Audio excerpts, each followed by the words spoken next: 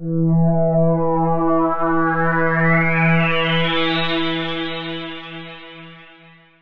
course, we use the bye week as a chance for us to get better.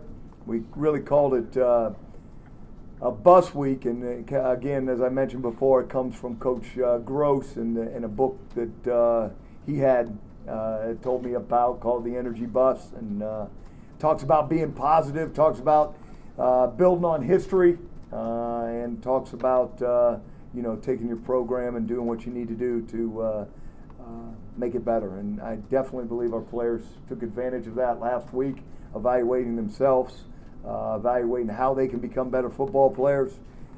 Coaching staff did the exact same thing. Well, they've got a lot of guys back offensively. You look at those films and you look at film from last year, there's a lot of familiar faces offensively. They're running basically the same thing they did last year offensively. Physical up front, running the football, top in the conference right now in offense. Defensively, there's 6 faces that you see that are very familiar. One's really familiar with me, and I will bring this up, that Desmond Southward is, Eli Rashid, our defensive line coach at Toledo. It's his son.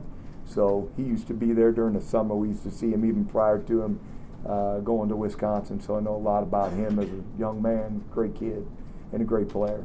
But know a lot about them with what they do defensively, and they do have some of Gary's stuff involved in their defense this year.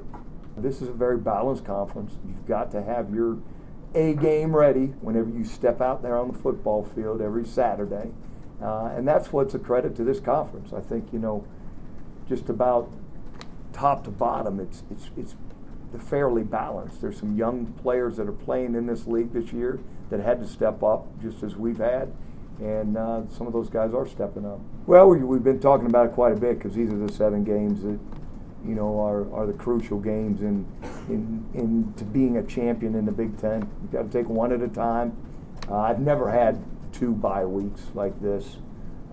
We've utilized the bye weeks to get healthy and to do those things. But these 7 weeks are the weeks that separate, I guess you'd say, who's going to be there in the end. So, we're going to take one at a time. We happen to play Wisconsin, who was also in the championship game in 2012, and we know that they're a good football team, got some good players on their team, and we're going to have to play good to be victorious.